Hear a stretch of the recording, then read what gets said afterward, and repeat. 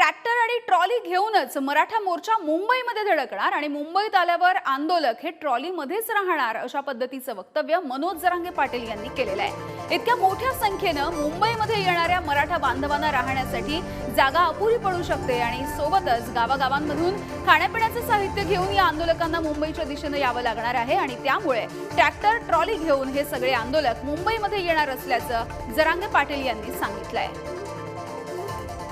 इतके लोक देणार पण इतके कोण? इतक्यांना कुठे जागा आहे? करोडोत लोक आहेत। मग तुम्ही जर आमचे ट्रॅक्टर अडविणार, त्यांच्यावर गुन्हे दाखल करणार किंवा मग गाड्या अडविणार आणि त्या ट्रॅक्टरवाल्याला जप्ती म्हणणार, तुम्ही आडवावर कसं काय अडवितात? बघतो मी एक काय ट्रॅक्टरवाल्यांनी घाबरण्याचं कारण नाही, कारण ते आपल्या संरक्षणासाठी, दैनंदिन जीवनाची गरजा भागवण्यासाठी, आपलं पोट भरण्याच्या साधनं त्याच्यात आहेत, अन्न धान्य सगळं, आणि तुम्ही ते ट्रॅक्टर अडवणार कसं काय? अडवता तुम्ही? कोण जप्त करतं बघूया। कोणी सगळ्या मराठा बांधवांना विनंती, कोणी घाबरण्याचं काही कारण नाही। आपण काय त्याच्यात दगड घेऊन नाही चाललो, आपण त्याच्यात अन्नधान्य घेऊन चाललो, सगळ्या समाजाचं आपल्या सगळ्यांना आवश्यक लागतं त्या वस्तू घेऊन चाललो। काय घाबरण्याचं कारण आहे? कोणाचं जप्त होणार नाही, काय होणार नाही, काय काळजी करू नका। जर अडवलेच आणि असा काही प्रयोग केला तर देवेंद्र फडणवीस साहेब, गृहमंत्री साहेबांच्या दारातच सगळेजण जाऊन बसू, सगळेचे सगळे, नागपूरच्या बी त्यांच्या घरी आणि मुंबईच्या बी घरी। देवेंद्र फडणवीस साहेबाच्या दारात बसायचं, उठायचंच नाही। मग करोडोच्या संख्येने त्यांच्या दारात जाऊन बसायचं। आडवा तुम्ही कसे गुन्हे दाखल करताय बघूया। कोणाला काही घाबरण्याची गरज नाही, तयारीला लागा। तर आंतरवाली सराटीमधून हा मोर्चा मुंबईमध्ये धडकणार आहे, याचा मार्ग नेमका काय असेल जाणून घेऊयात। 20 जानेवारीला सकाळी 9 वाजता या मोर्चाला सुरुवात होईल। जालन्याच्या आंतरवाली सराटीमधून पहिल्यांदा बीडमध्ये प्रवेश होणार आहे। तर बीडमधल्या गेवराई, पडळ, शिंगे मार्गे अहमदनगर, पुढे अहमदनगरमधून शिरूर, शिक्रापूर, रांजणगाव मार्गे मुंबई पुणे हायवेला हा मोर्चा येईल। पुढे लोणावळ्यावरून पनवेल, वाशी, चेंबूर मार्गे मुंबईमध्ये हे सगळे मराठा बांधव आणि हे आंदोलक दाखल होतील। तर मुंबईमध्ये दाखल झाल्याच्या नंतर हा मोर्चा आझाद मैदानामध्ये धडकणार आहे।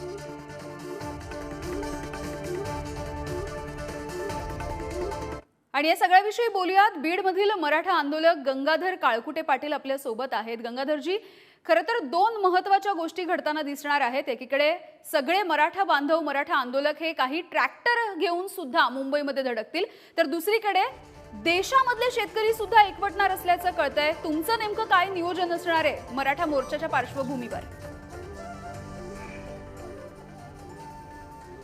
मराठा समाजाचे सर्व लोक वेगवेगळ्या मिळेल त्या वाहनाने मुंबईकडे निघणार आहेत। त्या ट्रॅक्टर प्रामुख्याने आहेत। ट्रॅक्टर हा ग्रामीण भागातलं एक मुख्य वाहन आहे आणि त्याच्यामध्ये ट्रॉली आणि ट्रॅक्टरमध्ये मोठं सामान, मग जेवणाचं साहित्य असेल किंवा राहण्याचं जे काही राहुट्या वगैरे काही करता येतील का, थंडीचं वातावरण असल्यामुळे रस्त्यानं येता जाताना काय काय साहित्य लागतं ते सगळं साहित्य ट्रॅक्टरमध्ये बसतं, म्हणून प्राधान्य आमचं ट्रॅक्टरला असेल।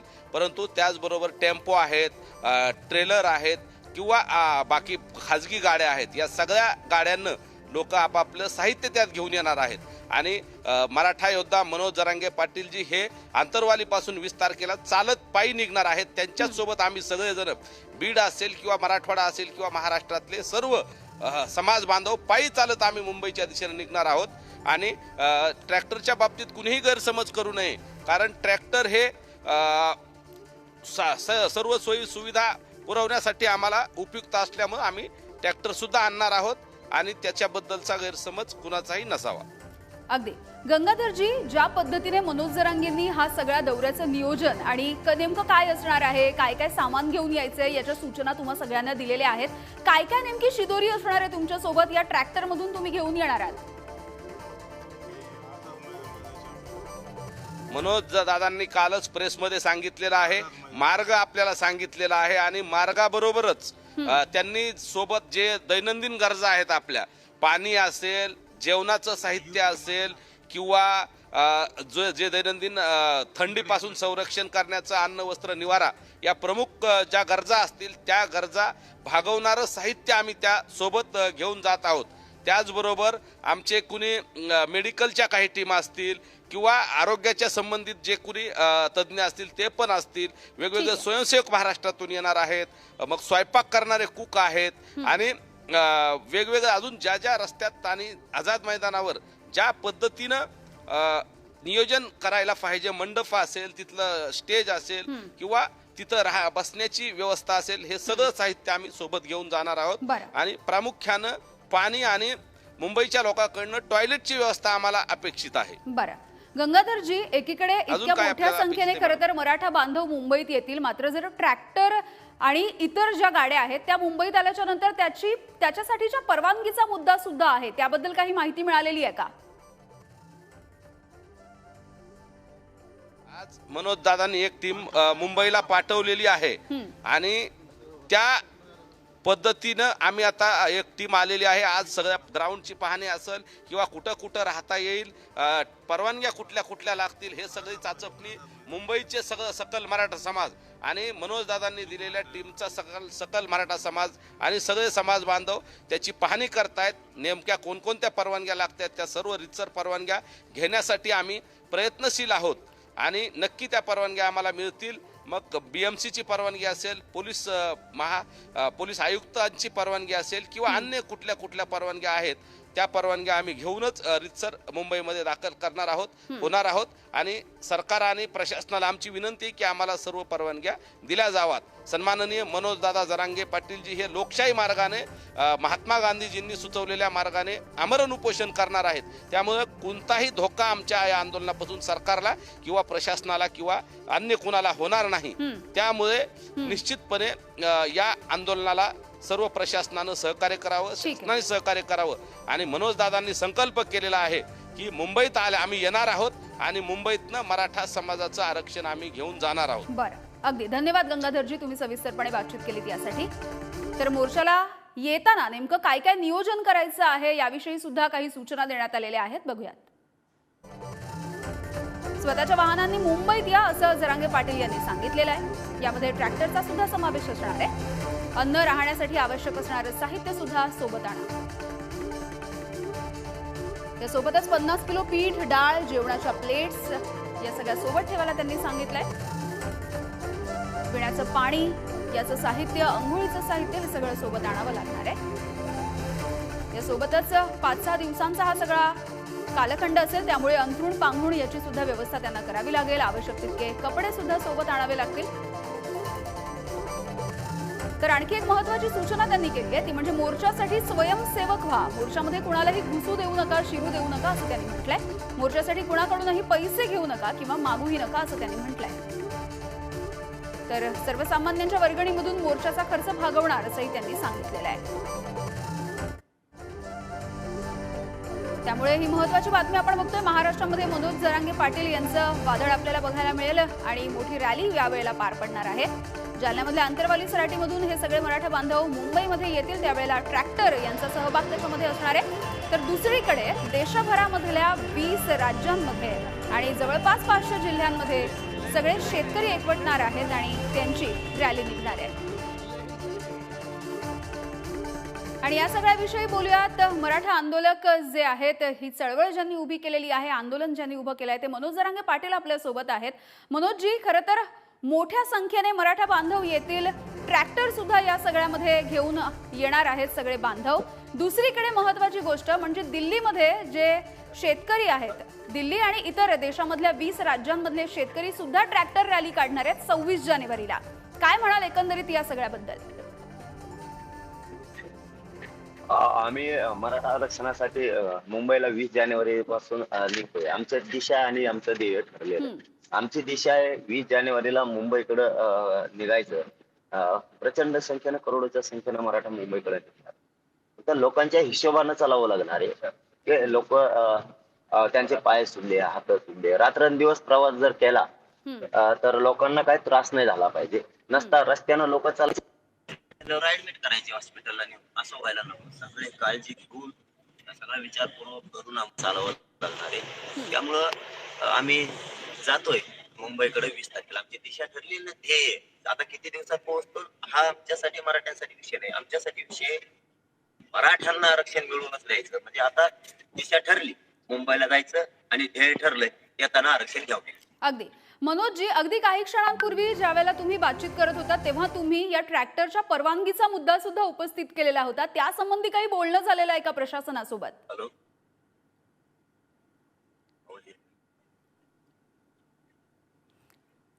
मनोजजी, ट्रॅक्टर इतक्या मोठ्या संख्येने जर मुंबईत येतील तर काही वाहतूक कोंडीचा प्रश्न निर्माण होऊ शकतो, पार्किंगच्या सुविधेचा प्रश्न निर्माण होऊ शकतो. या सगळ्याबद्दल प्रशासनासोबत काही बोलणं झालेलं आहे का?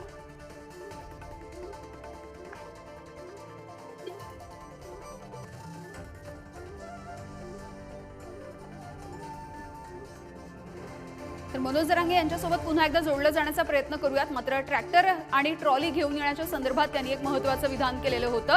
कुणीही जर ट्रॅक्टर आणि आमच्या गाड्या अडवण्याचा प्रयत्न केला तर देवेंद्र फडणवीस यांच्या घरासमोर आंदोलन करू असंही त्यांनी म्हटलेलं आहे.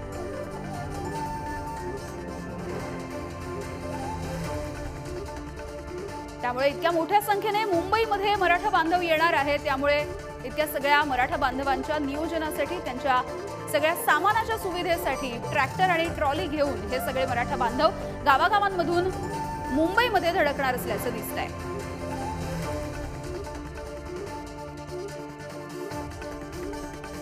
तर आंतरवाली सराटीमधून हा एकूणच मोर्चा हा मुंबईच्या दिशेने निघेल. तर राज्य आणि देशासाठी सुद्धा महत्त्वाची बातमी आहे. मनोज जरांगे पाटील यांच्या नेतृत्वाखाली हा मोर्चा मुंबईमध्ये येणार आहे. तर दुसरीकडे देशभरामध्ये शेतकरी जे आहेत ते सुद्धा ट्रॅक्टर रॅली काढणार आहेत.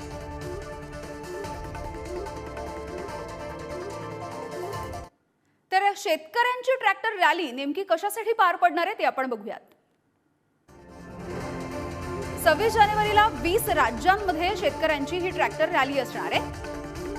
20 राज्यातील 500 जिल्ह्यामध्ये ट्रॅक्टर रॅलीचं नियोजन करण्यात आलंय. संयुक्त किसान मोर्चाच्या वतीनं ट्रॅक्टर रॅलीची हाक दिली गेली आहे. केंद्र सरकारच्या कृषी नीतीच्या विरोधामध्ये शेतकऱ्यांचा हा मोर्चा असेल, हा एल्गार असेल. तर संविधानाचा प्रश्न आहे, लोकशाही वाचवणं हा मुद्दा आहे. या सगळ्याच्या मुद्दे घेऊन, हे सगळे प्रश्न घेऊन ही ट्रॅक्टर रॅली निघणार असल्याचा दावा आयोजकांनी केलेला आहे.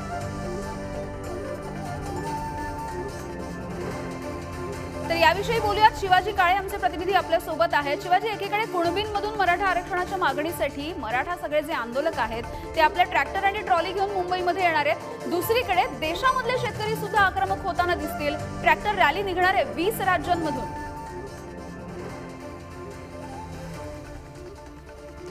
यामिनी, आपण जर दोन्हीही समाजाच्या मागण्या पाहिल्या तर ती एकच आहे, ती म्हणजे शेतीमालाला भाव आणि त्याच्यानंतर आरक्षणाचा उपस्थित झालेला प्रश्न. मराठा समाज हा महाराष्ट्रातील शेती करणारा वर्ग आहे. त्याचबरोबर ह्या इतर राज्यामधून, खास करून पंजाब आणि हरियाणाचे जे शेतकरी संयुक्त किसान मोर्चाच्या माध्यमातून आंदोलन करत होते, त्यांची देखील जात जी होती ती जाट समाजातून येत होती. आणि जाट समाज हा शेती करणारा समाज आहे. या दोन्ही समाजाचं सातत्याने ज्या पद्धतीने शेतमालाला भाव नाहीये आणि शेतीचं ज्या पद्धतीने विभाजन झालेलं आहे ते पाहता हा समाजाच्या मागास प्रवर्गामध्ये त्यांना समाविष्ट करावं अशी त्यांची मागणी सातत्याने समोर येताना पाहायला मिळते. तर या सगळ्यामध्ये सगळ्यात महत्त्वाचा त्यांचा मुद्दा सातत्याने आपण जर बुडाशी जाण्याचा प्रयत्न केला, मुळाशी जाण्याचा प्रयत्न केला तर एक प्रश्न येतो, तो म्हणजे शेतीचा. आणि शेती मालाला भाव नाही म्हणून हे लोक रस्त्यावरती उतरताना पाहायला मिळत आहेत. जर प्रत्येक इथून मागच्या निवडणुका आपण जर पाहिल्या काही दशकापूर्वीच्या, तर निवडणुका आल्यानंतर शेतीमालाचे भाव मिळायचे. कांदा प्रश्न पेटलेला असताना कांद्याचा शरद पवार जेव्हा कृषी मंत्री तेव्हा निर्यात बंद झाली नव्हती, किंवा साखरेला कारखानदारांमध्ये भाव मिळायचा. पण आता अलीकडच्या काळामध्ये हे उलट झालेलं आहे. साखरेवरती निर्यात बंदी येते, सोयाबीनला भाव मिळत नाही. कारण याची मुळं जी आहे ती शेती आहे. त्यामुळे ह्या गोष्टी घडताना पाहायला मिळत आहेत. अगदी शिवाजी, काही क्षणांसाठी तुम्हाला थांबवते. तुम्ही जे मुद्दे सांगता आहात तेच मुद्दे घेऊन मला जरांगे पाटील यांच्याकडे जायचंय. मनोजजी, देशभरामधल्या 20 राज्यांमध्ये खरं तर सगळे शेतकरी एल्गार करताना दिसणार आहेत. दुसरीकडे ज्या कुणबी मराठ्यांच्या आंदोलनाबद्दल तुम्ही हा सगळा लढा उभारता आहात त्यांच्या सुद्धा मागण्या काहीशा सारख्याच आहेत. शेतकऱ्यांचा हा महत्त्वाचा मुद्दा आहे. या दोन्ही मोर्चांमध्ये, दोन्ही रॅल्यांमध्ये काही साधर्म्य जाणवतंय का तुम्हाला?